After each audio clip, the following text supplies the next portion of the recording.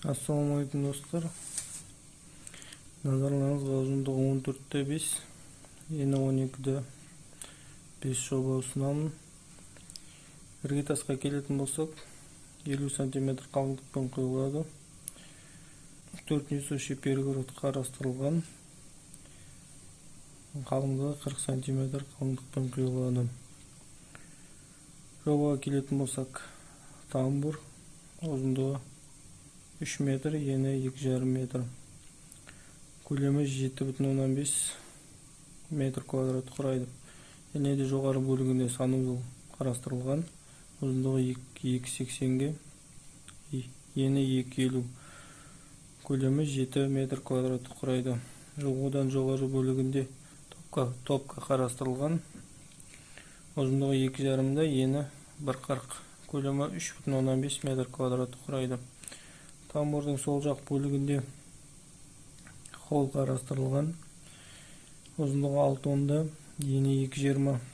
Көлемі 13,42 метр квадрат. Және де төменгі бөлікте кухня қарастырылған. Ұзындығы 4,10, ені 4,10. Көлемі 16,81 метр квадрат құрайды.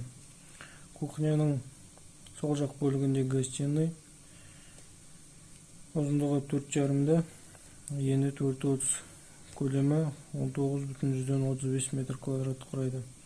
Және де бұл жобада спальня зона бөлік қарастырылған. Спальня зонаның алдында коридор салынады.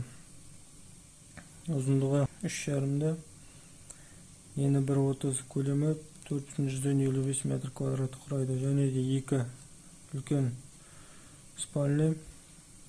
Ұзындығы 4,60. Және де ені 4 метр.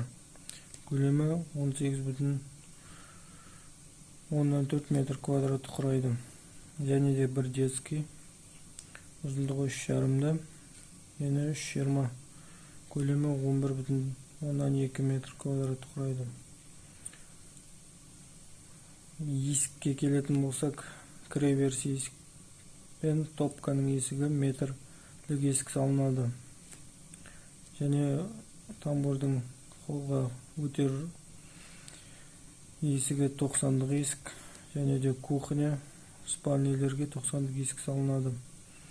Санузелге 70-дік есік қарастырылған.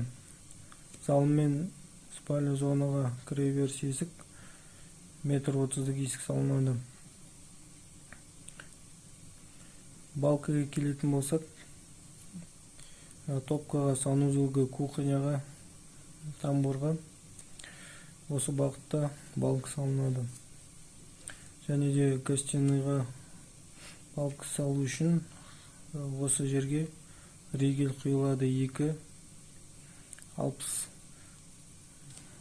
Бұл жерде гостиныйға балканы осы бағытта саламыз. Және спальня зонаға балканы осылай салынады. Ал залға балка осы бағытта салынады. Жобаның терезесіне келетін болсақ, тамбурға жарық болу үшін 50 см терезе қарастырылған. Санузел мен топкаға 80-дік терезе салынады. Және де зал, спальнелерге және кухняға 1,50-дік терезе салынады. Гостиныйға 1,80-дік терезе салынады. Достар, жоба ұнаса лайк басып, комментарий қалдырып кетіңіздер. Назарларыңызға рахмет.